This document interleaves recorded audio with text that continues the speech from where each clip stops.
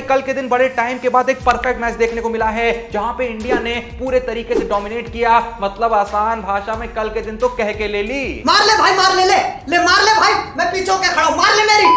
पर अभी खेल खत्म नहीं हुआ है क्योंकि आज के दिन होना है इस सीरीज का 5वां मैच, यानी कि इस सीरीज का डिसाइडर मैच, यानी कि करो या मरो मैच। और इंडिया को यह मैच जीतना ही जीतना होगा अगर उसको वो कलंक धुलने हैं जो इस सीरीज के शुरुआत में लगे थे। हालांकि पूरे तरीके से तो नहीं धुलेंगे, लेकिन अगर इंडिया इस तरीके से कमबैक करते हुए मैच को जीत जाती है, यानी कि सीरीज को जीत जाती है, तो कुछ हद तक तो जरूर धुल जाएंगे। अरे भरोसा रखिए, ये साफ हो जाएगा। पर अब तुम्हें मैं एक ऐसी खुशखबरी देने वाला हूं जिसे सुन के तुम सच में पगला जाओगे। नहीं भाई, सही बता रहा हूं, तुम सच में पगला जाओगे। पर वो देखने से पहले, जैसा कि मैं तुम्हें कई बार बता चुका हूं, एक बार फिर से बता रहा हूं कि अगर तुमने अभी तक डिस्क्रिप्शन और पिन कमेंट में दिए हुए लिंक से द स्पोर्ट्स प्रिंस के टेलीग्राम चैनल को नहीं ज्वाइन किया है, तो मतलब तुमको पैसा कमाने का कोई शौक नहीं है। और अगर शौक है, अगर तुम फैंटेसी टीम बनाते हो, अगर तुम प्रेडिक्शन वगैरह करते हो, अगर तुम स्पोर्ट्स ट्रेडिंग करते हो, तो भैया स्पोर्ट्स प्रिंस बैठा है ना, जाओ अभी जाके ज्वाइन करो, क्योंकि भैया वहां पे एकदम एक्यूरेट प्रेडिक्शन आती है कि कौन मैच जीतेगा, कौन टॉस जीतेगा, कौन प्लेयर कितने रन मारेगा। विश्वास नहीं हो रहा है तो जैसा मैंने कहा ज्वाइन कर लो, अपने आप विश्वास हो जाएगा, क्योंकि ये जो है ये इंडिया की नंबर 1 लाइसेंस लीगल कंसल्टेंसी है स्पोर्ट्स की, जहां पे जैसा मैंने कहा कि हर चीज की एक्यूरेट प्रेडिक्शन होती है। मस्त भैया लोग पैसा छापते हैं, अपन भी छाप रहे हैं, इसीलिए तुम्हारे साथ शेयर कर रहे हैं। एक बार जाके ज्वाइन कर लो, अपने आप तुमको पता चल जाएगा कि पैसा कैसे बनाया जाता है भैया, क्रिकेट की नॉलेज से। और नॉलेज तुमको यूज भी नहीं करनी, स्पोर्ट्स प्रिंस तुमको नॉलेज दे देगा, बस तुमको जाके उस नॉलेज का इस्तेमाल करना और जाके पैसा कमाना है और मस्त फिर पैसा उड़ाना है। तो जैसा मैं कह रहा था कि मैं तुम्हें एक ऐसी खुशखबरी देने वाला हूं जिसे सुन के तुम पगला जाओगे। देखो, ये तो तुमको पता ही है कि कल के दिन शुभमन गिल ने और यशस्वी जायसवाल ने क्या शानदार पारी खेली, मतलब क्या एक नंबर पारी खेली। दोनों ने ही जो जबरदस्त अर्धशतक जड़ा है, और जल्दी जल्दी उन्होंने कल के दिन अपने अर्धशतक को इसलिए पूरा कर लिया क्योंकि उनको लग रहा था कि कहीं भैया हार्दिक पांड्या आ गए, उसके बाद वो हमारा अर्धशतक भी पूरा नहीं होने देंगे। खैर मजाक असाइड, अब बात आती है खुशखबरी की। देखो, जब शुभमन गिल चलते हैं, यशस्वी जायसवाल चलते हैं या फिर तिलक वर्मा चलते हैं, तो बहुत ज्यादा खुशी मुझको इसलिए मिलती है, जो कि अब तुमको भी मिलेगी, क्योंकि ये लोग बहुत यंग हैं, मतलब बहुत ज्यादा यंग हैं। और पिछले कुछ वक्त में इतने जल्दी किसी बैट्समैन को टीम में नहीं लाया गया है, और वो आते ही इतना अच्छा परफॉर्मेंस नहीं दिया है जो कि इतनी कम एज का हो। इन तीनों की ही बैटिंग को देख के कहीं ना कहीं हमारे मन में एक इंट्यूशन आने लगा है कि आने वाले वक्त में ये लंबे रेस के घोड़े हैं, तीनों ही फॉर्मेट में अच्छा खासा काम कर सकते हैं। और यही खुशखबरी है। खुशखबरी देखो, अगर तुम्हें नहीं लग पाई है तो एक और बात सुनो। देखो, फिलहाल जो तिलक वर्मा की एज है वो है 20 साल, यशस्वी जायसवाल की 21 साल और शुभमन गिल की मात्र 23 साल। यानी कि यहां से अगर ये लोग सच में बन जाएं, यहां से अगर टीम के लिए ये लोग इंपॉर्टेंट कंट्रीब्यूशन देना शुरू कर दें, तो यहां से इंडिया के फ्यूचर को ये लगभग 10 से 12 साल एटलीस्ट सिक्योर कर लेंगे। और हमें इनको देख के अंदर ही अंदर, जैसा मैंने कहा, फीलिंग तो आती है कि भाई बड़े प्लेयर हैं, बड़े प्लेयर बन सकते हैं। दुख की बात यह है कि किसी बॉलर को देख के अभी ऐसी फीलिंग आना नहीं शुरू हुई है। लोग कहते हैं कि अर्शदीप जो हैं भैया डेथ ओवर के स्पेशलिस्ट हैं, लेकिन डेथ ओवर में जब भी आते हैं ना, मुझे सबसे ज्यादा डर तो तभी लगता है, शुरुआती ओवर में तब भी इतना डर नहीं लगता है, लेकिन डेथ में तो भैया ऐसा हकते हैं कि उसके बाद कोई साफ करने लायक भी नहीं रहता। तो अभी जैसा मैं बात कर रहा था ना कि तिलक वर्मा हो गए, शुभमन गिल हो गए, यशस्वी जायसवाल हो गए, जिस तरीके से ये लोग बहुत यंग हैं, तो आने वाले एक लंबे अरसे तक टीम को सिक्योरिटी दे सकते हैं। ऐसा ही कुछ बहुत लोग को ईशान किशन के लिए भी लग सकता है, जो कि लगना भी चाहिए, क्योंकि हाल ही में ओडीआई क्रिकेट में तो अच्छा ही खेल रहे थे, भले ही टी20 में कुछ खास नहीं कर पाए, जिसके चलते ही यशस्वी जायसवाल को मौका मिला। लेकिन अभी भी मुझको ईशान किशन को लेके बहुत ज्यादा फीलिंग नहीं आती है कि ये लंबी रेस के घोड़े हैं, क्योंकि ओडीआई में भी जो उन्होंने पारियां खेली हैं वो पहले तो ओपनिंग में खेली हैं, जहां उनको बहुत ज्यादा चांस मिलने नहीं वाला है जब तक रोहित शर्मा टीम में है।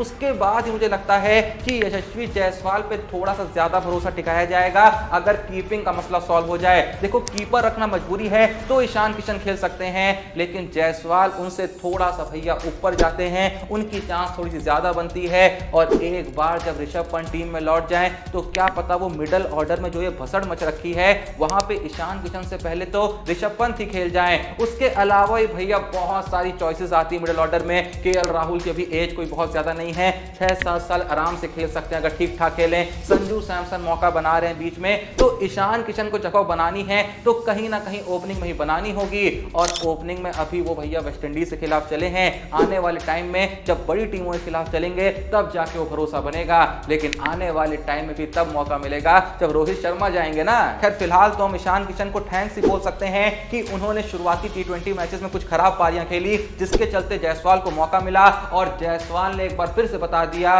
कि वो सिर्फ टेस्ट क्रिकेट में रूल करने के नहीं आए हैं, जहां जहां मौका मिलेगा गर्दा मचा देंगे। क्योंकि टेस्ट क्रिकेट में भैया डेब्यू में ही उन्होंने मैन ऑफ द मैच जीत लिया, और कल के दिन दूसरे T20 मैच में फिर से मैन ऑफ द मैच जीत लिया। और कल के दिन जब भारत को 179 का टारगेट मिला था ना, तो मेरा दिमाग सबसे पहले यही कह रहा था कि भाई जायसवाल को चलना होगा, क्योंकि जायसवाल की सबसे खास बात यह है कि भैया शुरुआती ओवर से ही टूट पड़ते हैं। अभी जब ईशान किशन और गिल ओपनिंग कर रहे थे तो दोनों ही टिकने लग जा रहे थे। ये कह रहा था नहीं भाई तुझे शुरू करना होगा, और ये कह रहा था नहीं भाई तुझे शुरू करना होगा, और इस चक्कर में दोनों ही शुरू नहीं कर रहे थे। लेकिन मैं जानता था कि जायसवाल की बहुत ही सिंपल अप्रोच है कि तुम्हें शुरू करना है करो, नहीं करना है मत करो, लेकिन मैं तो जाऊंगा, चाहे बॉल मारने वाली हो या फिर चाहे मारने वाली ना हो, मैं तो उन पे टूट जाऊंगा। उठा उठा के पटकूंगा, उठा उठा के पटकूंगा, चीर दूंगा, फाड़ दूंगा साले। खैर जायसवाल ने कल के दिन जैसे ही 50 जड़ी तो वो इंडियन क्रिकेट के इतिहास में, खासकर T20 क्रिकेट के इतिहास में, वो सबसे यंगेस्ट इंडियन बैट्समैन बन गए हैं 50 जड़ने वाले। अब आपके मन में सवाल उठ रहा होगा तो फिर ओडीआई और टेस्ट में यंगेस्ट बैट्समैन कौन थे 50 मारने वाले? भाई ओडीआई क्रिकेट में थे विराट कोहली, और टेस्ट में है none other than Prithvi Shaw. वैसे अब विराट कोहली का नाम आ ही गया है तो तुम्हारे साथ मैं एक बहुत ही दिलचस्प किस्सा शेयर कर रहा हूं। देखो कल के दिन हमारे सामने एक लिस्ट आती है कि आने वाले एशिया कप में जो कमेंटेटर्स होंगे वो कौन होंगे। तो इंडिया से एक नाम जो वहां पे देखने को मिलता है वो है गौतम गंभीर, और भी बहुत सारे इंडियंस हैं, बहुत सारे श्रीलंकन कमेंटेटर्स भी हैं, एक दो बांग्लादेशी भी हैं और कुछ पाकिस्तानी भी हैं। लेकिन ये जो गौतम गंभीर का नाम सुर्खियां बटोर रहा है, ये इसलिए भी बटोर रहा है क्योंकि भैया इसी एशिया कप में कौन भिड़ेंगे?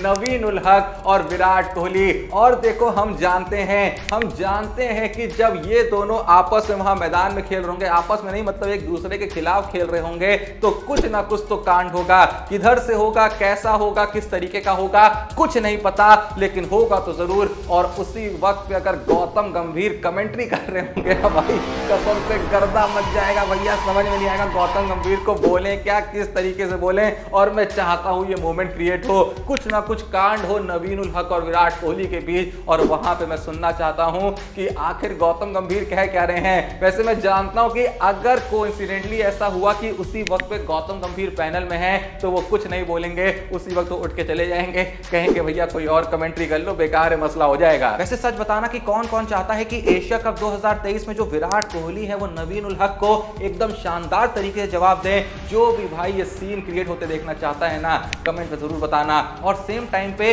जो मैंने 3 यंगस्टर के नाम लिए, तिलक वर्मा, शुभमन गिल और यशस्वी जायसवाल, आपके अनुसार इन तीनों में से किसके अंदर आपको सबसे लंबा फ्यूचर दिखाई देता है? तीनों ही फॉर्मेट की अगर बात करें, मतलब आसान भाषा में ये पूछना चाहता हूं कि इन तीनों में से वो कौन सा प्लेयर है जो आने वाले वक्त तक, आने वाले 10-15 साल तक इंडिया के लिए सबसे ज्यादा कंट्रीब्यूट कर सकता है? प्लीज जो भी वीडियो देख रहा है भाई कमेंट में जरूर बताना। खैर इन लोगों के बीच मुझको असल दुख तो हो रहा है संजू सैमसन के लिए, जो पहले मैच में रन आउट हो जाते हैं, दूसरे मैच में नॉर्मल तरीके से आउट हो जाते हैं, तीसरे मैच में बैटिंग नहीं आती है, और चौथे मैच में बैटिंग नहीं आती है। अब पता नहीं 5वें मैच में भी आएगी या नहीं आएगी, क्योंकि गलती से अगर 3-4 विकेट गिर भी जाते हैं तो हार्दिक पांड्या खुद ऊपर आ जाते हैं, क्योंकि किसी की 50 भी तो रोकनी है। तो उम्मीद कम है कि संजू सैमसन की अब बैटिंग देखने को मिलेगी, और अगर मिल भी गई तो ज्यादा वहां पे बॉलें नहीं मिलेंगी। बाकी वो देखो वक्त ही बताएगा, क्या पता कुछ ऐसी सिचुएशन क्रिएट हो जाए कि संजू सैमसन से कहा जाए भैया तुम भी जाके खेल लो, बहुत टाइम हो गया है, तुमको खेलने का मौका नहीं मिला है। खैर क्या होगा वो तो वक्त ही बताएगा, लेकिन अच्छी बात यह है कि कहीं ना कहीं ये कंफर्म माना जा रहा है कि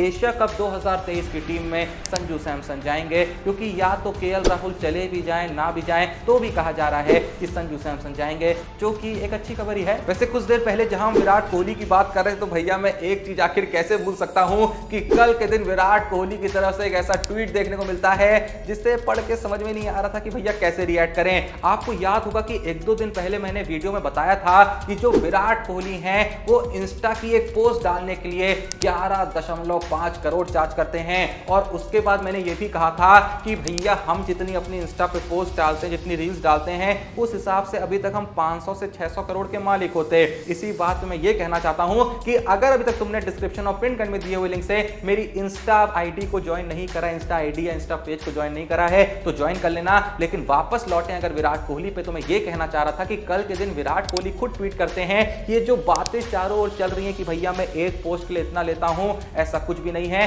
क्योंकि असल में ये एक आर्टिकल के द्वारा शेयर करा गया था कि टॉप 3 लोग जो हैं एथलीट, टॉप 3 एथलीट जो है वर्ल्ड में, उसमें तीसरे नंबर विराट कोहली हैं जो एक पोस्ट के लिए 11.5 करोड़ यानी कि तीसरे नंबर पर सबसे ज्यादा पैसा चार्ज करते हैं। तो विराट भैया को लगा कि लोग मेरे बारे में ऐसी वैसी बातें कर रहे हैं। उन्होंने कहा कि ये सब झूठ है भाई, मैं इतने पैसे भी नहीं लेता हूं, मतलब 11.4 करोड़ लेता हूं, 11.5 थोड़ी लेता हूं, ये तो मैं अपने साइड से बता रहा हूं। बाकी वो कितना लेते हैं वो तो वही जानते होंगे और उनका जो फाइनेंस वगैरह मैनेज करते होंगे वो जानते होंगे। देखो विराट भाई, आप एक इंस्टा पोस्ट के लिए कितने पैसे लेते हो इससे हमें घंटा फर्क नहीं पड़ता है। लेकिन हाँ, एक चीज जरूर कहेंगे कि जब लेने की बात आई गई है तो एशिया कप 2023 में आप पाकिस्तानी टीम के ले लेना और सेम टाइम पे नवीन उल हक के ले लेना। उसके बाद भैया पैसा कमाना जितना कमाना है, क्या दिक्कत की बात है, एंजॉय करने का। खैर, एंजॉयमेंट से याद है कि जो सवाल मैंने तुमसे पूछा है कि एशिया कप 2023 में कौन कौन चाहता है कि विराट कोहली और नवीन उल हक एक दूसरे के सामने आए और वहां पे विराट भैया नवीन की कुछ ऐसी लें कि नवीन भैया यही कहें, चल आज मैं अपनी बात डालूंगा, आज मैं मर गया भैया। क्यों मर गया? कोई को मत बुलाना।